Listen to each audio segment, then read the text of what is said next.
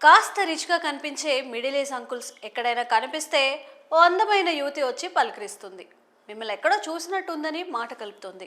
ఆ తర్వాత నంబర్ అడిగి తీసుకుంటుంది. ఆ మరుసటి రోజు ఫోన్ చేసి ఇంటికి టీ తాగేందుకు పిలుస్తుంది.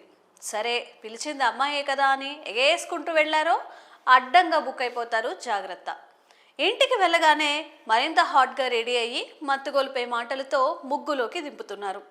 ఆ తర్వాత నిదానంగా ఒంటిపై ఉన్న బట్టలను ఒక్కొక్కటిగా విప్పుతూ ఈ టైంలోనే సడన్గా ఎవరో కాలింగ్ బెల్ కొడుతూ ఉంటారు. వెళ్ళి చూస్తే పోలీసులు. ఇంకేముంది, అమ్మాయితో నీకేం పని, అమ్మాయితో ఇక్కడ ఏం చేస్తున్నావు, వ్యభిచారం చేస్తున్నావా, ఇలాంటి ప్రశ్నల వర్షం కురిపిస్తారు పోలీసులు. అంతే, అంకుల్కు చెమటలు పడతాయి. సర్లే, కేసు లేకుండా చేస్తాం, డబ్బులు ఇవ్వు అని ఆ పోలీసులు అందిన కాడికి దోచుకుంటారు. ఇక్కడ ట్విస్ట్ ఏంటంటే వాళ్ళు నిజమైన పోలీసులు కాదు, అంతా ఆ అందమైన అమ్మాయి సిట్టింగే.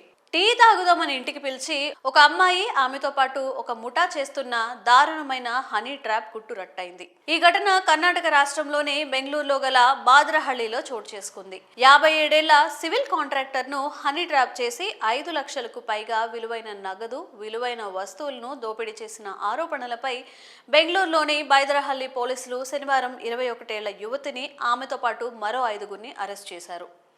అరెస్ట్ చేసిన నిందితులను నైనా మోహన్, సంతోష్, అజయ్, జయరాజులుగా గుర్తించారు. వీళ్లంతా సివిల్ కాంట్రాక్టర్ను బ్లాక్మెయిల్ చేసి డబ్బులు వసూలు చేశారు.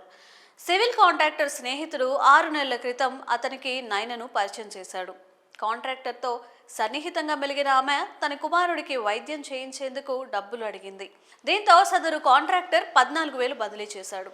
నైనా కాంట్రాక్టర్ను పలు సందర్భాల్లో పిలిచినప్పటికీ అతను ఆమె ఇంటికి వెళ్లలేదు. కానీ తరచుగా ఫోన్లో మాట్లాడుకునేవాళ్ళు. ఈ క్రమంలో డిసెంబర్ 9న ఆ మహిళ అంకుల్ టీ తాగుదాం రండి అంటూ సివిల్ కాంట్రాక్టర్ను తన నివాసానికి ఆహ్వానించింది. అతను వచ్చిన తర్వాత ముందే వేసిన స్కెచ్ ప్రకారం నైనా స్నేహితులు పోలీస్ వేషంలో కనిపించారు. సివిల్ కాంట్రాక్టర్ ఆమెతో కలిసి వ్యభిచార రాకెట్ నడుపుతున్నాడని పేర్కొంటూ అరెస్ట్ చేయమని బెదిరించినట్లు పోలీసులు తెలిపారు. ఆ సమయంలో కాంట్రాక్టర్ దగ్గర ఉన్న 29,000 నగదు, 5 లక్షల విలువైన బంగారు ఆభరణాలను నిందితులు తీసుకెళ్లారు. ఈ సమయంలో ఏం తెలియనట్లు నైనా అమాయకురాలిగా నటించింది. అదే రోజు ఇంటికి తిరిగి వచ్చిన తర్వాత కాంట్రాక్టర్ నైనాను పిలిచి తాను పోలీసులకు ఫిర్యాదు చేస్తానని చెప్పాడు. తనకు సహకరించాలని కోరాడు. కానీ అందుకు నైనా ఒప్పుకోలేదు. దీంతో ఆమె కూడా ముఠాలో భాగమని కాంట్రాక్టర్కు అర్థమైంది. అనంతరం కాంట్రాక్టర్ పోలీసులకు ఫిర్యాదు చేయడంతో నిందితులను అరెస్ట్ చేశారు. మరి ఈ ఘటనపై మీ అభిప్రాయాల్ని కామెంట్స్ రూపంలో తెలియజేయండి.